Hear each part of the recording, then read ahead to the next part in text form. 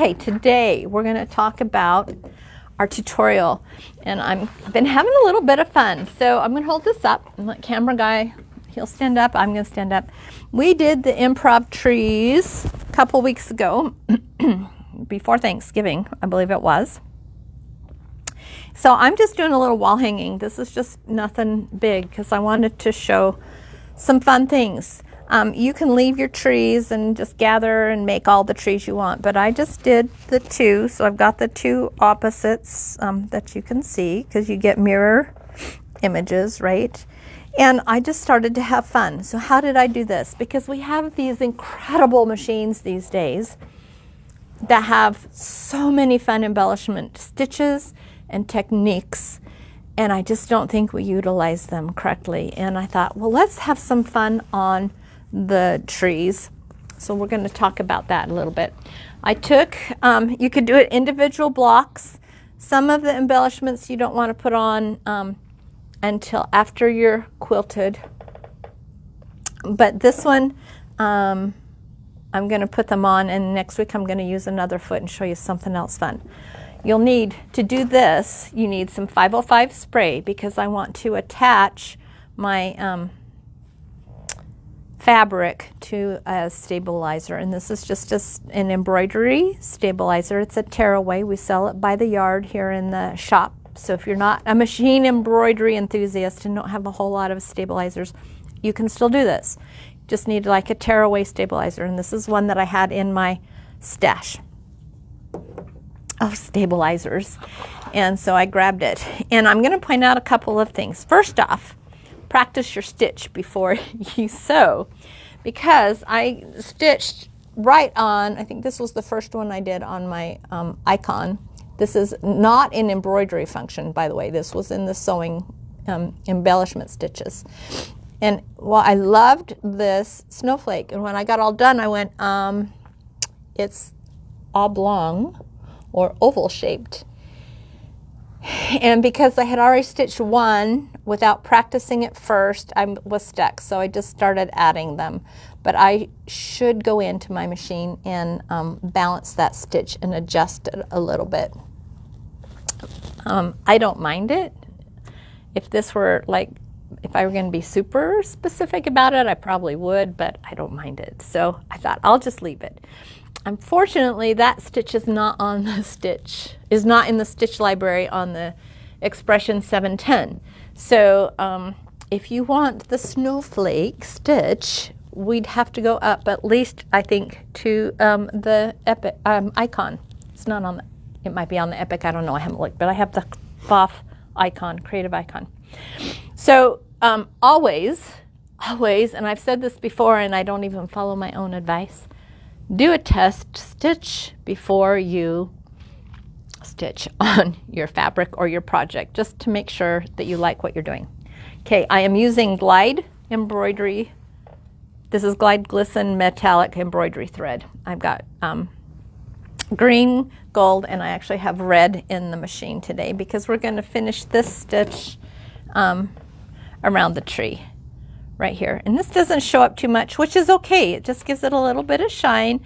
And this block is really quite busy anyway, so I didn't want a whole lot of something else to go on it. But I wanted to talk to you too a little bit about some of the different feet, because we are doing different things and you can do different things. You just gotta go outside the box a little bit. So I thought, well, we talk about, this is the decorative trim foot. So this is for putting on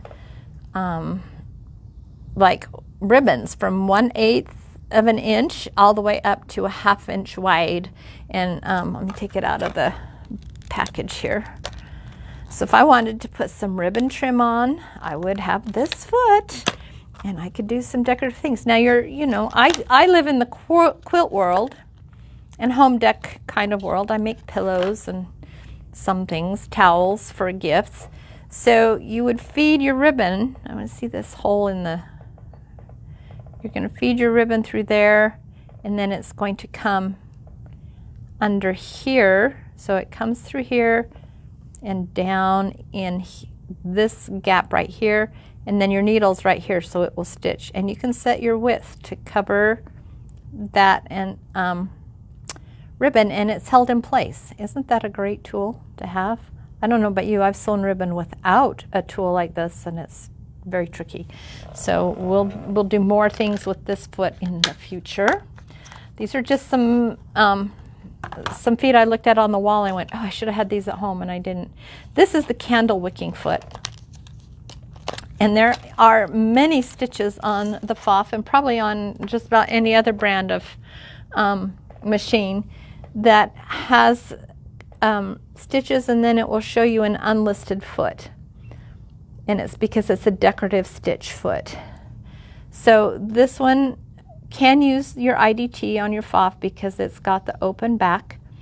It's got a nice wide opening so you can see how you're going. And usually with candle wicking builds some things up. And if we have time, we'll put a bit of candle wicking on this red tree today. I don't want to take a whole lot of time. But we're going to talk about a couple of things. And then we have this beading foot. And I hope that this beading foot, this is one I'm hoping to demonstrate next week because I think this is going to be such a kick in the pants to do. I have to look at it because it looks upside down to me. Let me take out the card. It is upside down. So it actually goes on your machine. You would think the flat side goes, see, the flat side would go against the machine, but because it is a beading foot, it goes like this because you have this nice big channel to run pearls and other types of beads on your sewing project. So this one we are going to do next week for sure. So lots of fun things happening with your machines. You just are like, can I do that? If you don't know, you can call us and ask. You can go to your machine's website and look up your machine and see if it has these kinds of attachments. And you can have all kinds of fun. And then I can see in the future that you would like to purchase, oops, wrong packet. You would like to purchase accessories. We can help you with the Pfaff and Wicking. We can't help you with the other brands. But you know what? Let's have fun, and I'll show you what you can do. So today, wake up my machine. I am on the Pfaff Expression 710. I've already selected my stitch, which is this kind of star stitch. It's already got my tensions set and my stitch width and my stitch length. Oh, I should say tensions, stitch length, and stitch width. That's the order that it goes in. Up here at the top, it tells me to put my 2A foot, which I have that on already. You'll notice that there's no little, I call it the lion's paw. If this stitch could use the IDT, it would be engaged. It is not because the stitch goes backwards. You can see it's going to go backwards in all different directions. So we cannot have the IDT engaged. So it is up. Plus it doesn't fit with the foot because the foot's flat across the back. Okay, and then this other little icon right here is stabilizer, which we already have attached. Now there's a thing that I really like about the Pfaff machines, and even the Wicking will do this. It's a fixed stitch, and I don't want to start right here in the corner because that is where I started and I would overlap. So I'm going to come up just a little bit, and I'm going to use the center of my toe to follow my line. I want to make sure I'm not super fast.